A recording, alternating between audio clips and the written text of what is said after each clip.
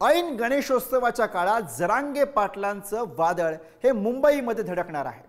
मराठा आरक्षणासाठी 29 ऑगस्ट पासून आझाद मैदानामध्ये जरांगे पाटील हे एल्गार पुकारणार आहेत। पण जरांगे पाटलांना जशास तसं उत्तर देण्यासाठी मंत्री छगन भुजबळांसह भाजपचे नेते मैदानामध्ये उतरलेत। बघूयात याबाबतचा हा स्पेशल रिपोर्ट। आम्ही 29 ऑगस्टला मुंबईत घुसणार आणि आरक्षण ओबीसी तूनच घेणार। अरे काय कोण अडवतोय तुला? ओबीसी सुद्धा गप्प बसतात नाही।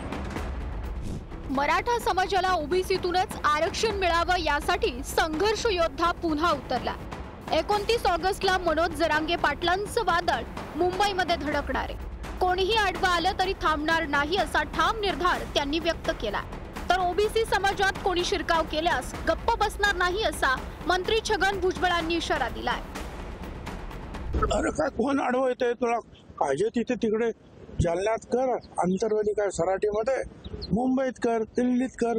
अरे लोकशाही आहे, कुठेही कर। की मराठा समाजाला आरक्षण द्यायचं होतं दिलं। तिकडचे काही लोक जे आहेत तेलंगणाच्या त्या भागातून जे आहेत ज्यांच्याकडे पूर्वीचे काही सर्टिफिकेट होते कुणबीचे ते दिले। काय आता आणखीन काय पाहिजे? परंतु प्रत्येक घटक जो आहे हा आपापल्या गोष्ट आपल्या आता उद्या दलित समाजाच्या याच्यामध्ये कोणी घुसायला लागलं तर दलित समाज गप्प नाही बसत, आदिवासी समाज गप्प बसत नाही, ओबीसी सुद्धा गप्प बसतात नाही।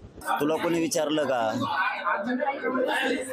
तू आम्हाला शिकवायची गरज आहे का? लोकशाही, संविधान, कायदा तू शिकवायची गरज नाही आम्हाला। सगळ्यात मोठा विघातक माणूस ज्यांनी समाजामध्ये तेढ निर्माण केला ते छगन भुजबळ आहे। तू आम्हाला नेम शिकवू नको। आमचं सगळं नेमात चालू आहे।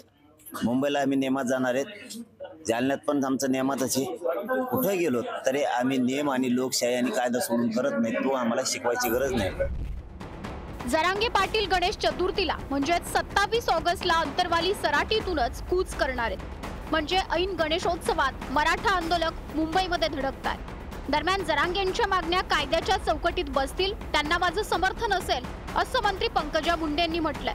तर जरांगेंची दखल घेण्याची गरज नाही असा टोला मंत्री नितेश राणेंनी लगावला।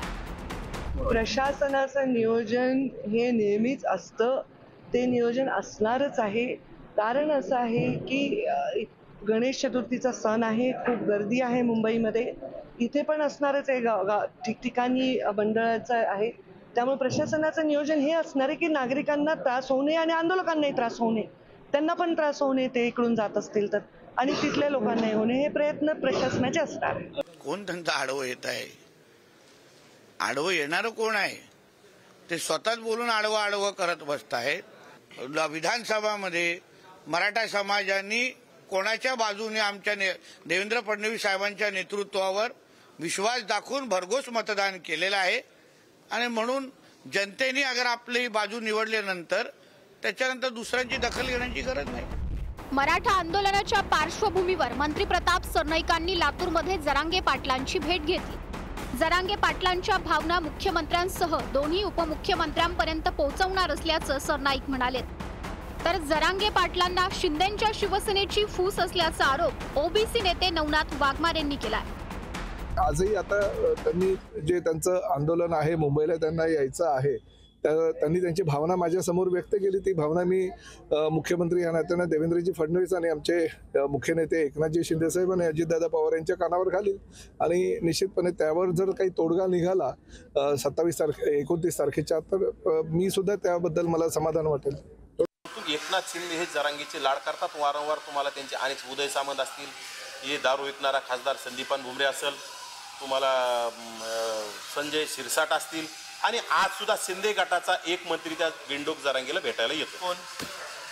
काहीतरी सर देसाई का कोणता देसाई तिथे भेटायला येतोय आणि त्याच्यातून नक्कीच शिंदे गटाची त्याला रसद आहे। शिंदे गट त्याला खोके पुरवण्याचं काम करतो आणि ह्या मुंबईला जाण्यासाठी शिंदे गटाने कुठतरी त्याला नियोजन, आर्थिक नियोजन लावून देण्यासाठी मंत्री पाठवलेला आहे। मुंबईत होणाऱ्या जरांगे पाटलांच्या आंदोलनासाठी गावोगावी जोरदार तयारी सुरू आहे। चावडी बैठकांच्या माध्यमातून मराठा आरक्षणाचा निर्धार व्यक्त केला जातो आहे। आमच्या पोरांसाठी लढायचं फडणवीसांनी ठरवलंच नाही ना.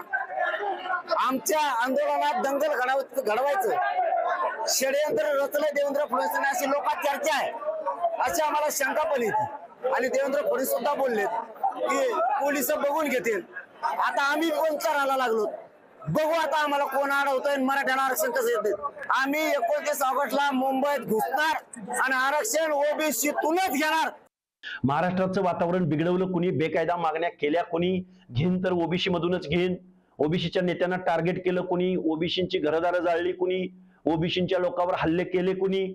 मग आता 29ला मुंबईत जाऊन मुंबईची जाळपोळ करायची आहे का यांना? गुप्तचर विभागाला, मुंबईच्या महाराष्ट्राच्या गृह विभागाला माझं सांगणं आहे की तुमच्याकडं गुप्तचर विभागाचा रिपोर्ट असेलच. या जरांगीला अंतरवली सराटीमध्ये उपोषण करू द्या, आंदोलन करू द्या, मुंबईकडे 29च्या तारखेला जाऊ देऊ नका, अशी महाराष्ट्राच्या मुख्यमंत्र्यांना माझी विनंती आहे. एकनाथ शिंदे मुख्यमंत्री असताना जरांगे पाटील आरक्षणासाठी मुंबईत धडकले होते. त्यानंतर अनेक मराठा बांधवांना कुणबी प्रमाणपत्र मिळालेत.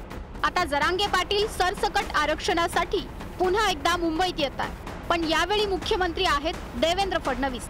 त्यामुळे आरक्षणाचा तिढा कसा सोडवला जातो याकडे राज्याचं लक्ष असेल. ब्युरो रिपोर्ट, पुढारी न्यूज.